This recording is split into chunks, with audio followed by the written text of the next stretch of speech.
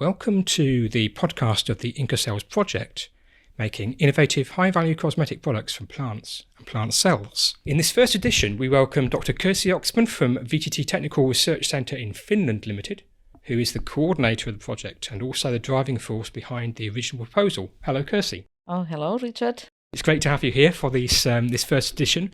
Before we start this, I just wanted to let our listeners know a little bit about the project and what it's about. So, InnCoCells is a Horizon 2020 project funded for 4 years by the EU. There are 17 partners from all over Europe, and the overarching idea is that the project will develop innovative production methods for cosmetic ingredients using sustainable plant-based systems, by which we mean cell cultures, aeroponic cultivation, and whole plants grown from in the greenhouse and in the field. Systems will be sustainable not only in terms of the energy and resources that we save by replacing the use of manufacturing processes involving fossil fuels, but importantly, they'll also be sustainable in an ecological context. That means that the cultivated systems will take the pressure off wild plant populations and will also follow the Nagoya Protocol to ensure access and benefit sharing. As well as developing these upstream production systems, for example, by introducing cultivation conditions that favour the reduction of lots of biomass and high yields of the natural products we're looking for, the project will also look into efficient downstream processing, which means the extraction of the ingredients so that they can be formulated into cosmetic products. Finally, the ingredients will be tested in a wide range of biochemical and cell-based assays to provide rock-solid evidence for efficacy, which is an important consumer requirement, along with quality and kindness to the environment. It's an exciting project with lots of opportunities, many of which will be explored in this podcast series. So, Kirsi, I guess we can start off by giving you an opportunity to introduce yourself and tell our listeners a little about your background, your interests, and where you work.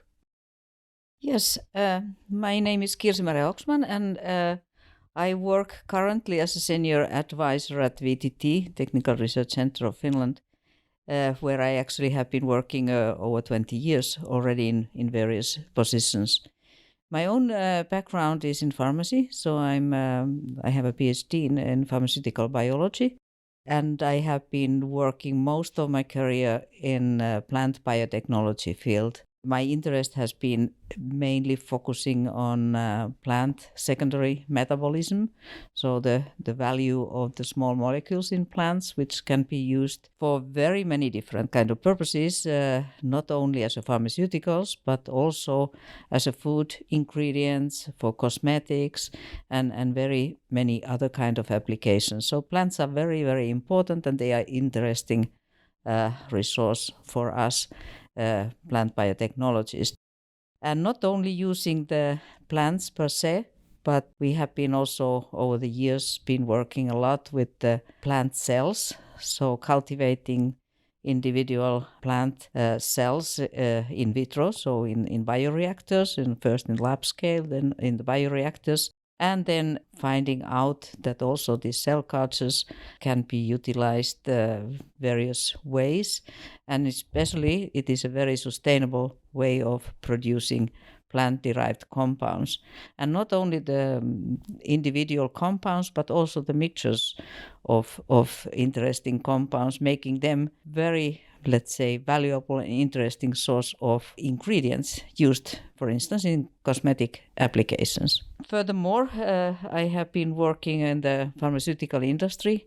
In the beginning of my scientific career in Switzerland, I was involved in the large pharmaceutical company for 6 years, and then I returned back to Finland, so I'm Finnish nationality. Then I worked at the academia and at the University of Helsinki, teaching and making science. I had my own research group there in the plant biotechnology, and then I moved to VTT, which is a big organization, about 2,000 people, covering a lot of different kind of expertise, but we are mainly doing the applied science. So we work a lot with the customers, but we of course want also to build up our basic understanding and our capabilities. And that is the publicly funded projects like national funds or EU and so on. So these are excellent resources to build up our expertise, what we can then later on utilize working with our customers and offering them the best technologies, resolving their problems. So I'm representing the industrial biotechnology and food research area. So we are having there about 150 people, and I have been recently working as a research manager there, helping scientists to get funding and also carrying out, of course, my own research. Excellent. That's really interesting, Kirsty. Thank you very much. So if your research area is food, how did you come up with the idea for the InnCoCells project, which is solely to do with cosmetics? So we work with customers from very different kind of industrial sectors. We have customers from food, we have from biotech, chemistry, forestry, cosmetics, and so on. And lately we have been working a lot with the companies from cosmetic industry. This is interesting because nowadays in cosmetic field, much more evidence on the efficacy of the ingredients are needed, and you cannot anymore sell only images and dreams to the clients, but you need really to show evidence. And then we thought that to be more competitive and interesting partners for our cosmetic field, so we need to build up certain kind of capabilities, and we cannot do that alone. Therefore, this consortium, what we built around InnCoCells, so serves a very interesting and very good way of building our competence and learning and collaboration and networking. So this was the basis, because we see that there is a increasing demand from the cosmetic industry. Now, this time focusing in this project solely for the cosmetics. From what you're saying there, it sounds like the idea didn't all come together at once, and it maybe evolved from food and other areas into the final project that we're talking about today. So can you briefly describe how the ideas matured and emerged from the original concept you had? Yes, you are absolutely correct. So it didn't come out in one moment or one day. We are, since we are interested in plant small molecules, so the secondary metabolites, we know that they can be applied really for different kind of applications. And whatever kind of application you have, so you have to show some properties for these compounds. So we thought that cosmetic field is still open for new innovations, and especially that we want to show that these ingredients which are used in cosmetics, though they have a strong scientific evidence. And we felt that this is missing still in many cases. And also the companies and the academic partners with whom we discussed came to the same solution, and that was slowly starting to develop.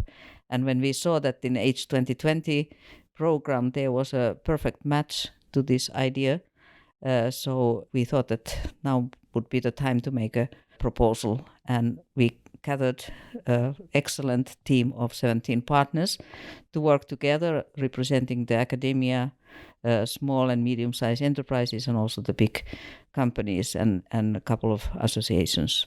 Very good. So for those listeners who are not familiar with H2020, this means Horizon 2020, which is the major EU funding programme for research and innovation. And listeners interested in what the project is about and who's involved and what they're all doing can, of course, visit the InnCoCells website. That's InnCoCells.org. And you can also follow us on social media. We're on Facebook, we're on Twitter, and we're on Instagram. So, Kirsty, it'd be great if you could tell us what particularly attracted you to the idea of the project, and how does it build on your earlier work? It is very much complementary what we have been doing earlier for different kind of applications, because we are at VTT interested in metabolic engineering of plant pathways, so that how we can direct the plants and plant cells to produce the compound of interest, and how we can, for instance, inhibit these plants or plant cells to produce something undesired compounds.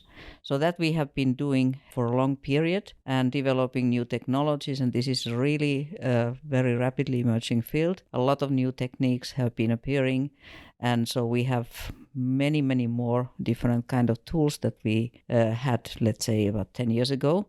So this is really an open area for the new innovations. And we wanted to show that these ingredients, what we think can be produced and which have good benefits and shown efficacy, to have products which are effective in the skin applications. And we can show that plants are very excellent resource to have new effective compounds what can be used in various kind of products in cosmetics.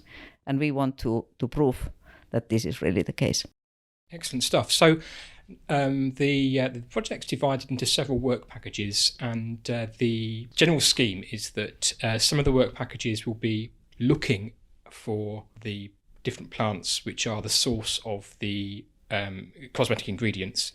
Other work packages will be looking to optimize the production of those ingredients, either by finding new ways of cultivating or culturing the plants, or by imposing conditions which make them more likely to produce higher quantities of the products we're looking for. And then we've got work packages to optimize the extraction of the ingredients we're looking at, and also work packages to test them.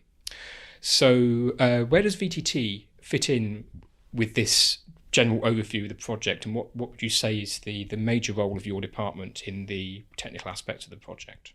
As I mentioned before, so VTT has a lot of different kind of expertise, not only my department and the plant biotechnology team, which will be the core people working in this project, but we have also different kind of expertise, and therefore VTT is involved in most of the work packages. We are coordinating this project, so this is a huge task to try to build an umbrella type of project where everybody is really working towards the common goal, not a bunch of partners who are doing everything what they have done always separately and continue to do the same. So this is not our intention. So we want really to work together to achieve something remarkable, which cannot be achieved any partner can achieve alone. So we offer, besides of the coordination and management, so we offer our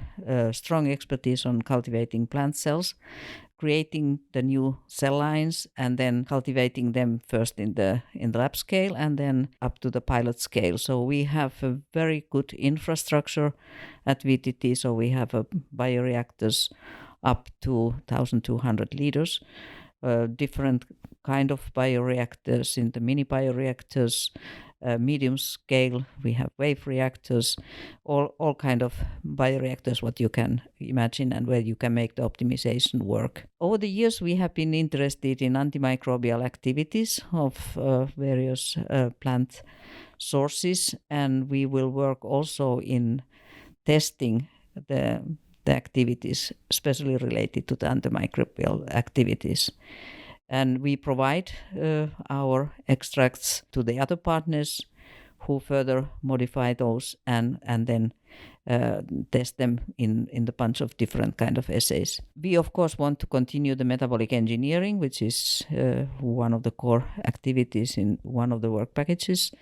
So we will work there applying the new tools and modifying the cell cultures towards the desired direction. Excellent. So you were saying that it's important for the partners to work closely together.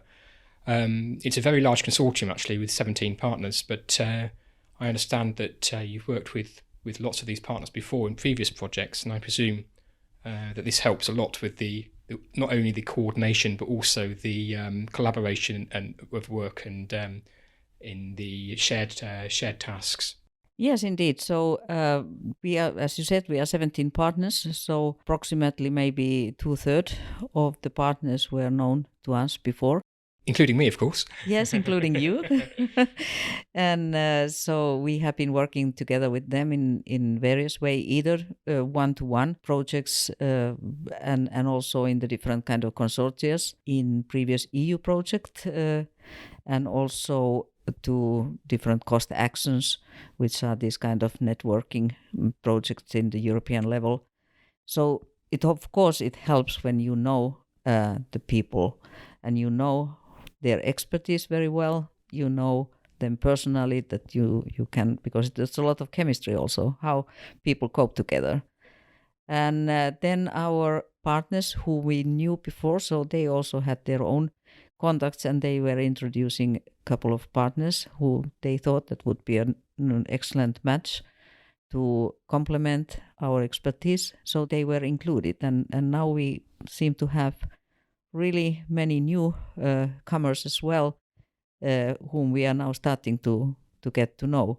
And I think that so far this has been shown to be the really good choice, that we had these new partners, because they also bring something what we didn't have before, and it makes our consortium stronger.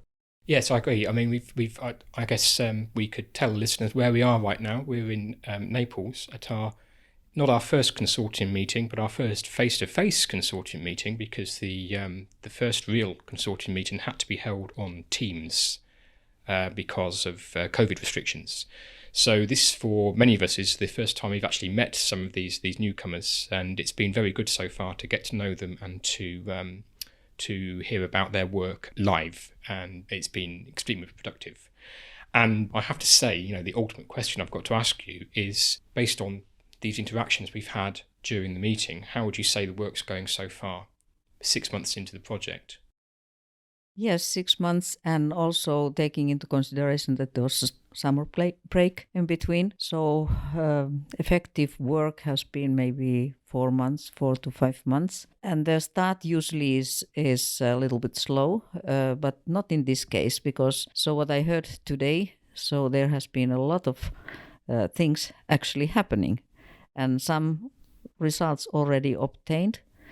And in the EU projects, we need to always present the results in the forms of deliverables, which are mandatory, also towards our funders or to the EU Commission. So there we have already achieved certain deliverables, which I'm very pleased to see. Not only obtain them, but really that there is a good content and nice achievements so far. So all in all, I would say that we have been starting the project excellent way. And we have, as Richard was mentioning, we have already the website, and we try to put there all the time information. We want to disseminate and tell to the public more what we have achieved. Of course, we have also a lot of confidential items what we cannot right away deliver to the big public, but our intention is to tell as much as possible and really make use of these results, not only to the consortia, but also to the larger audience. Yes, because ultimately the overall aim of the project is to make things that the public can use. But even though we're quite early days, for those listeners who don't know, it's a 4-year project, so we've got 3.5 years still to go. But what would you say, Kirsi, would be your, ultimate wish would come from the project if we are successful in all our endeavours? Well, I think it's a wish or the dream, but a rather realistic one, in a way that we probably can really bring to the pre-commercialization stage at least 10 new ingredients, and show that they are really working in terms of effectiveness towards the skin applications. And also to show that we can produce this in the sustainable way, and the production would be, well, maybe not cheap, but competitive in terms of their efficacy. And probably then our companies who are involved and also maybe other companies would take these ingredients and further develop and manufacture them and have new, very potent new cosmetic products. That would be fantastic for the companies involved and for the industrial sphere altogether. But what about VTT? Would they derive any direct benefits from the project, or just be something else in terms of research that they've achieved? I hope that we have a lot of benefits ourselves to what we have learned, establish new networks, but mostly that we will get exciting scientific results, what we can publish, and in that way also show that we can solve not only these problems what are there in this InnCoCells project, but that we can apply and we can be innovative, also solving some problems of our future customers. Well, that would be absolutely wonderful if we could achieve that, and I'm certainly with you on hoping that we can bring the project to fruition. That's about all I've got to ask you, actually, Kirsty, unless there's anything else you think is important to discuss in this, our first podcast of the InnCoCells Consortium. I think that it will be very nice now to hear what our partners are thinking about this, and I'm really excited to lead this consortium with my colleagues, and I'm confident that we will have an excellent project, an excellent time, an exciting time ahead of us. Well, I certainly hope so, and I'm going to very much look forward to recording a series of these podcasts with our partners and trying to capture their general impressions of the project and what they want to achieve with it. And I'm looking forward to putting this information out there for our listeners to follow the project over the next 4 years and get all our updates. Remember, listeners, InnCoCells.org to check for progress on the project via our website. You can follow us on Facebook, you can follow us on Twitter, and you can see some lovely pictures from the project on our Instagram account. The handles for all 3 of the social media accounts are at InnCoCells. And that's about it from this edition of the InnCoCells podcast. Join us next time for another instalment. Goodbye for now.